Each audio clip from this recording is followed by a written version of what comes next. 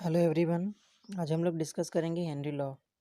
Henry law में सबसे पहले आते हैं लेस सॉल्यूबल गैस, यानी कि less soluble gases in water कौन सी होती हैं? Hydrogen, oxygen, nitrogen, helium, neon, argon, krypton etcetera. More soluble gases कौन सी होती हैं? Ammonia, hydrochloric, HCl, CO2, SO2, SO3, NO2 etcetera. Ammonia is the most soluble gas in water and helium is the least soluble gas in water. Pressure का effect इस pressure का effect कैसे होता है? When pressure is increase then solubility is increase, यानी कि pressure अगर किसी भी वाटर और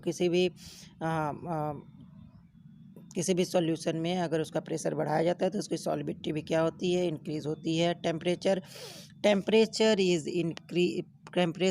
increase then solubility is decrease, यानी टेम्परेचर अगर किसी भी सॉल्यूशन का अगर टेम्परेचर अगर हम इसका इंक्रीज करते हैं तो उसकी सॉल्युबिलिटी क्या होती है? डिक्रीज होती है। इफेक्ट ऑफ इम्प्योरिटीज़, किसी भी सॉल्यूशन में इम्प्योरिटीज़ मिलाने पे गैस और लिक्विड का अगर सॉल्यूशन है तो उसमें अगर इम्प्योरिटीज़ मिलाते हैं तो कैसे? जैसे अगर हम कोल्ड ड्रिंक की बात करें तो कोल्ड ड्रिंक में क्या करते हैं? अगर हम सॉल्ट मिलाते हैं, जैसे हम लोग जानते हैं, तो क्या होता है कि गैस अपने आप बाहर निकलती है। ऐसा क्यों होता है?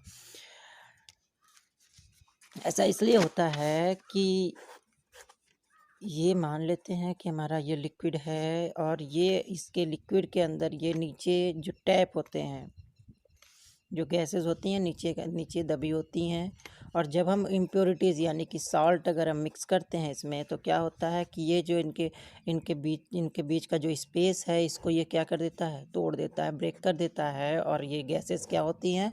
बाहर की तरफ निकल जाती हैं। तो ये होता है इम्प्योरिटीज़ का इफ़ेक्ट। अब आता है हेनरी लॉ को। अगर साइंटिफिक रीज़न में हेनरी लॉ क्या होता है? The partial pressure of the gas in vapour phase in proportional to the mole fraction of the gas in the solution, यानी P is proportional to X and P is equals to KHX.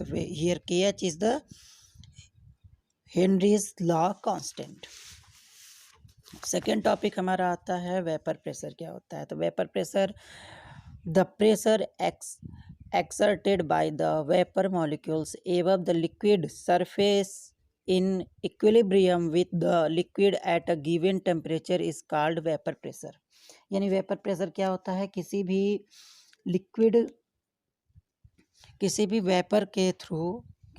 Vapour के through अगर हम liquid के surface पर कोई भी pressure लगता है तो उसको हम वेपर प्रेशर बोलते हैं।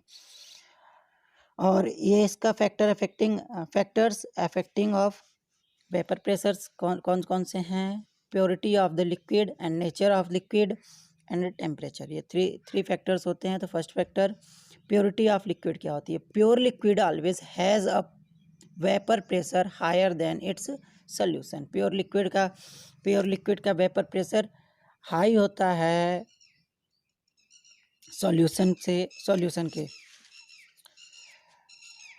नेचर ऑफ लिक्विड क्या होता है? Liquids which have weak intermolecular forces are volatile and have greater vapour pressure, यानी कि जो इंटरमॉलिक्यूलर फोर्स, किसी भी लिक्विड में जो मॉलिक्यूलर फोर्स होता है, इंटरमॉलिक्यूलर फोर्स होता है, उसको हम लोग वो होता है वांडरवाल फोर्स। तो अगर किसी भी लिक्विड का वांडरवाल फोर्स अगर हम जितना लेस होगा, जितना वीक होगा, उसका वेपर प्रेशर उतना ही ग्रेटर होता है, ज़्यादा होता है। Temperature, the vapour pressure of a liquid increase in temperature. अगर हम किसी भी सॉल्यूशन का अगर हम वेपर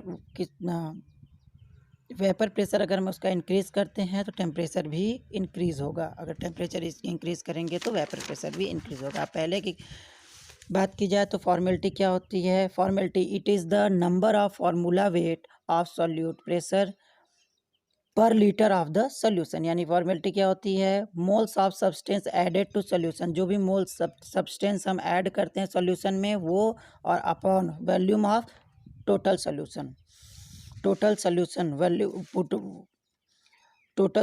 का वॉल्यूम और moles of solution added to solution में जो भी मोल सब्सटेंस हम ऐड किए हैं उसका और वॉल्यूम ऑफ सॉल्यूशन का रेशियो होता है फॉर्मेलिटी। मास फ्रैक्शन क्या होता है? Mass fraction of any component in the solution in the mass of the component divided by the total mass of the solution. Mass of component in the solution upon total mass of solution into 100. यानी component mass of component solution और total mass of solution into 100 का जो percentage निकलेगा वो mass percentage होता है, उसी को हम मास फ्रैक्शन भी बोलते हैं। Molality, it is the number of moles of solute per kilogram of solvent. It is the number of moles of solute per kilogram of solvent. Molality का फॉर्मूला होता है mass of solute in gram into 1000 upon molar weight of solute into mass of solvent. Thank you.